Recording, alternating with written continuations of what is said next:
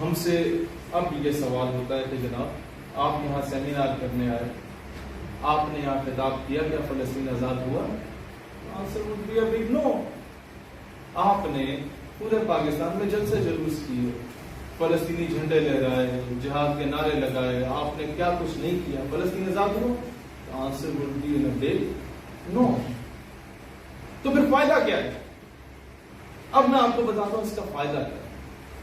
وہ 1857 کی جنگی آزادی کے بعد مسلمانوں کو پھر روندنا شروع کیا انگریز نے کہ بھائی یہ تو قابو میں آنے والا ہے نہیں, تو ہندوؤں کو دے نوکری, سکھوں کو بھی کچھ حد تک نوکریاں دو, اور یہاں پر کیا کریں تو مسلمانوں کو آہستہ آہستہ ختم کرو. تو سر سید احمد خان نے ڈپلومیٹک سٹیپ لیا, جیسے لوگ کہتے تھے نا کہ جی وہ تو بڑے انگریزوں کے ٹاؤٹ تھے تو بچوں کو انگریزی سکھانا چاہتے تھے. سر سید کے بارے میں آپ کی عام فورسز میں کہا جاتا ہے, فوجی کہتے ہیں if there would have been no Sir Sayyid, there would have been no Pakistan. اب وہ کام جو سر سید نے کیا وہ ہم کیسے کر سکتے ہیں, یا people who are at the helm of affairs وہ کیسے کر سکتے ہیں؟ سر سید نے کیا کہ میں یہ بتا رہا ہوں کہ سیمینارز کی محنت ضائع نہیں جاتی.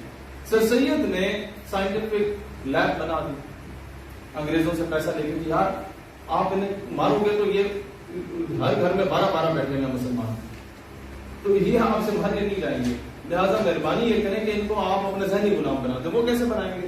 آپ انہیں انگریزی پڑھائیں, آپ انہیں تعلیم دیں اپنے کانوینٹ سکولز کی, تو یہ آپ کے پیچھے پیچھے بھاگیں گے, یہ مادہ پرست ہو جائیں گے, یہ اپنی دین سے دور ہو جائیں گے, تو آپ ان کے ذہنوں پہ جو ہے وہ حکمرانی کرنے کا آپ کے ہو جائیں گے.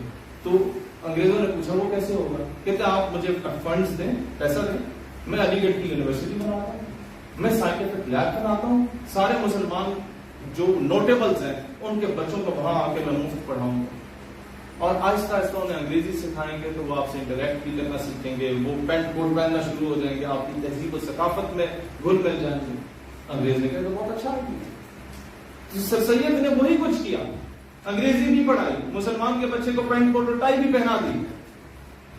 جب انگریز آتا تو سارے ویلکم بھی کرتے, لیکن جب انگریز یونیورسٹی سے باہر ہوتا تو آزادی کی جد و جہد کے ترانے اندر ہی اندر گائے جاتے تھے. اور سر سید اپنی زندگی میں وہ کھیپ جو تیار کی اس نے, سر سید کو کچھ نہیں ملا, سر سید فوت ہو گئے.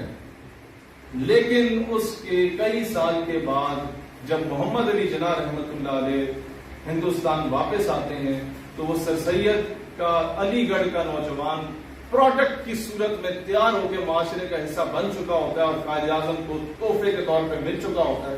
اور قائد اعظم سب سے پہلے علی گڑھ یونیورسٹی جاتے ہیں اور کہتے ہیں کہ پورے برصغیر میں پھیل جاؤ اور مسلمانوں کو حریت اور آزادی اور تحریک پاکستان کی ایک بڑی طویل تحریک جد و جہد اس کا حصہ بن جاؤ. تو کچھ لوگوں نے کہا, اس دور میں بھی کئی دانشور ہوتے تھے, جس طرح آج ہر دوسرا سوشل میڈیا دانشور موجود ہے, انہوں نے کہا کہ یہ جناح تمہاری زندگی کا 1 سال ضائع کر دے گا تم سے نعرے لگوا کے سڑکوں پہ.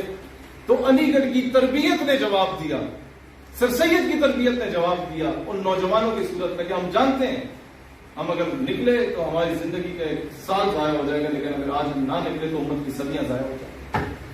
اس جد و جہد نے پاکستان بنایا. یہ ہوتی ہے وہ لانگ ٹرم میئرز, اور یہ ہوتی ہے وہ سوچ, وہ فکر جو آپ کی محنت ضائع نہیں جاتی, آپ کی جد و جہد کسی نہ کسی سلسلے میں کسی اور کے کام آ جاتی ہے اور آپ اپنے مقصد میں کامیاب ہوتے ہیں.